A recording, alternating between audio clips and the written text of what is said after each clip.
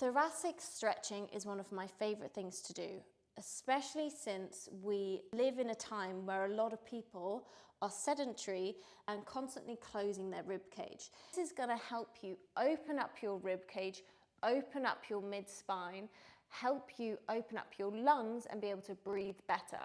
So what you'll need is either a couple of yoga blocks stacked on top of each other, or you can grab yourself a soft ball. If you don't have either of those, you can just pile a couple of books on top of each other, have a slight elevation behind your back. You'll also need some sort of weight. I prefer to use a weighted stick or barbell. You'll probably start off with about 3 to 5 kilos. If you don't have a barbell handy or a weighted stick, then I recommend you use a plate or a kettlebell. However, I would prefer it if you had something which you can hold in a wider position.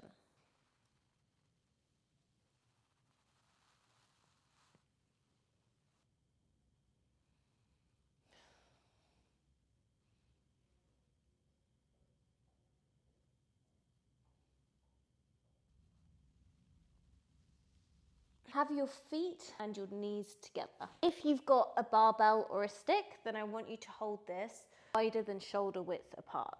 Have the ball or the blocks sitting comfortably around the bottom of your shoulder blades. As you lean back, you should be able to rest your head against the object. Bring the bar down towards the floor.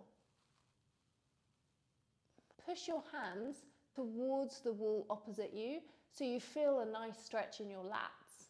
Imagine you're trying to tear the bar apart by pulling your hands away from each other. So you're pushing forwards and pulling out.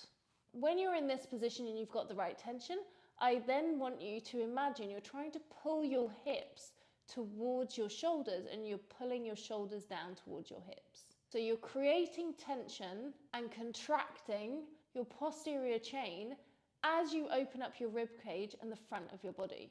Breathing in through the nose